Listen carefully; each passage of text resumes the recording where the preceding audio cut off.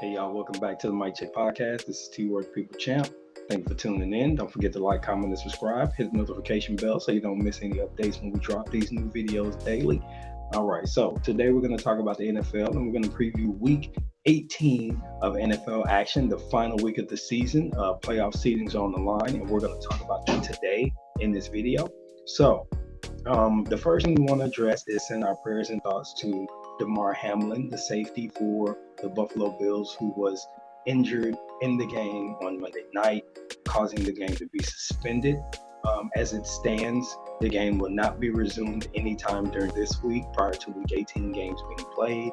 So potentially there may be a midweek game at the end of the season before playoffs arrive. The results of this weekend's games may dictate whether or not that game needs to be resumed, and a lot of it has to do with the Buffalo Bills results and also what happens with the Kansas City Chiefs. Now back to Hamlin. He was injured on a play where he made a tackle on wide receiver, Bengals wide receiver T. Higgins, and there was a blunt force trauma to his chest right here in the heart area, and it caused him to go into sudden cardiac arrest. It's commodio cordis is the medical term that's used for when this happens. So we're going to send our thoughts and prayers. There is a GoFundMe set up to help support his family in their time of need. So if you have anything that you'd like to donate or give, feel free to check that out. It's on Twitter. You can also search on Google. His name is Damar Hamlin, K-A-R, H-A-M-L-I-N. Now, on to other things in the NFL. This week's slate is going to be filled with games that have playoff implications. You've got the Kansas City Chiefs and Raiders playing, and the Chiefs are fighting for a number one seed. They're currently with 13 wins and 3 losses, so they could potentially finish at 14-3, which will put them right in line for that number one seed and the first round bye. You also have the Titans and Jaguars playing for division supremacy, which will determine which one of those teams represents the AFC South in the playoff. The others definitely staying home. You've got the Bengals and Ravens. That's another divisional game with playoff seeding on the line. The Browns and Steelers, AFC North game. Another, this could impact the playoff picture when you start to look at wins and losses, strength of schedule, things like that. Different teams winning and losing, and creating more losses for other teams can help certain teams slide into the playoff. When you hear the term so-and-so needs help, these are the type of things that are impacted. Additionally, in the AFC, you've got an East showdown with the Bills and the Patriots, who have been eliminated from the playoffs. But the Bills are sitting at 12-3 with a suspended game. So had they won on Monday night, they'd have been 13-3 tied with the Chiefs, and then both will be needing a week 18 win in order to lock themselves into the number one seed. Back on the AFC side, you've got the Jets and Dolphins are going to play. That's a divisional game. Let's see, Vikings and Bears division, Buccaneers and Falcons. The Bucs have pretty much punched their NFC South ticket to the playoffs. There's nothing anybody can do to stop them at this point. So Tom Brady's going to get back to the playoffs again without Bill Belichick. And Bill Belichick is going to again miss the playoffs without Tom Brady. Interesting dynamic there. Something maybe we'll talk about in the offseason. You've got the Panthers and Saints playing for second place in the NFC South. For pride, I want to see the Saints win every week. That'll be their second 8-9 finish in a row. Might be a good opportunity to start to reset some things in the organization, but we will see. The Panthers are coming off of a collapse against the Buccaneers, in which they had a lead, and then they let Mike Evans control. He scored 3 receiving touchdowns in one game after barely having 30 for the season. The Colts and Texans are playing for the number 1 draft pick, and if they lose, they're probably definitely guaranteed that spot. Cardinals and 49ers are playing. San Francisco is in contention for a top seed in NFC, and this is a division game against the Cardinals. Commanders and Cowboys. The Cowboys are on the verge of making the playoffs again as the second place team in their division, because Philly is streaking away with the division even at a 13-3 record. Commanders are kind of an outside shot somehow, but I just don't see them making the playoffs this year. The Rams and Seahawks are going to play. This week, the season's going to end in all division games. So let me just say that, so I'm not saying that over and over. I'm sure y'all are tired of hearing it. Rams and Seahawks are going to play. Giants and Eagles. The Giants have a chance to get into the playoffs as well. And the Eagles obviously are trying to lock up the number 1 seed, but they're being chased by the Vikings. So we'll see how that plays out. The Chargers and Broncos are going to play. With the Chargers getting an opportunity. They're trying to figure out, are they going to be 5, 6, or 7 and into the playoffs? More than likely 5, because they've got the best record outside of the division leaders. Tongue tied there. Lions and Packers are going to play, with the Packers having a little bit of an outside shot as well. So let's talk about the standings.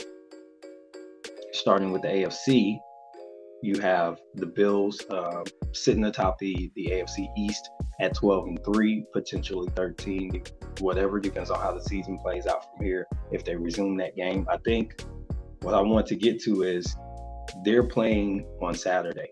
If they are to win and Kansas City wins, who is sitting at 13-3, and they both end up, so you'll have a 13-3 team and a 14-3 team. Now you have a situation where the Bills need to play that game, right?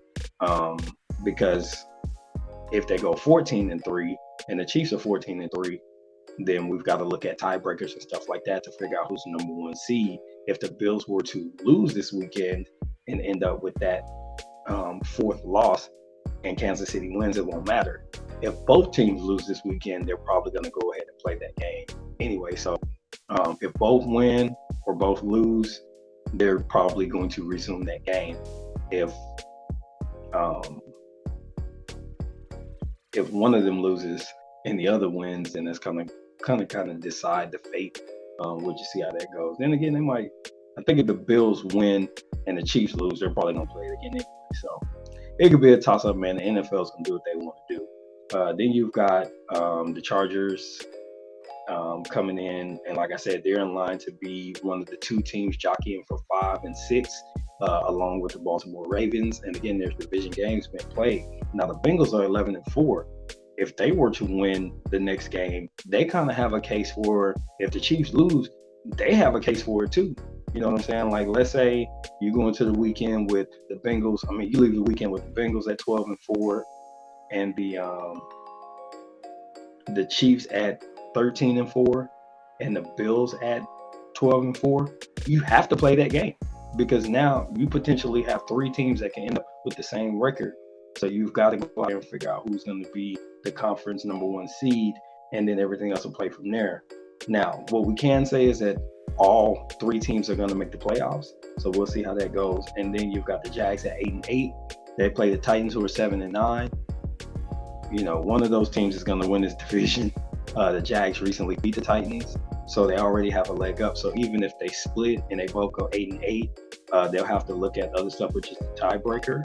And right now, the Jags are kind of streaking, so I feel like they're going to have some conference tiebreakers over Tennessee regardless, but they haven't marked them as clinched a division or a playoff spot. So that means that it's up in the air. They need to see how the results play out, because a head-to-head tie might favor the Titans in this scenario. So a lot of good action on the NFC side. Let's see. And I mentioned this in a live video as well. Eagles, Cowboys, and Giants all have an opportunity to get into the playoffs because the Giants are 9-6-1. So with a win this weekend, they'll have 10 wins, and this allows them to be, in that 6 or 7 spot in the conference. You've got 12-4 for the 49ers, 12-4 for the Cowboys, 12-4 for the Vikings, and then again 8-8 for the Buccaneers, with an opportunity to go 9-8 and get into the playoffs as a 4 seed and get a home playoff game against one of these teams that's jockeying for position. You got the Seahawks with an outside shot. You've got the Lions and Packers jockeying for a spot. And all these teams are playing each other, so you can see some really good stuff play out. I think the Giants game is the least significant, outside of the fact that going 9-7-1 versus 10-6-1 is going to kind of, get in the way with where they see it exactly based on tiebreakers and stuff like that. But it should be a great weekend of NFL action. Just keep your fingers crossed that good things are going to happen. And then following that, we're going to get Monday night, the college football playoff, and we're going to have a follow-up video talking about that on its own, and preview the matchups on what these 2 teams are bringing to the table, talk about their path to the championship game.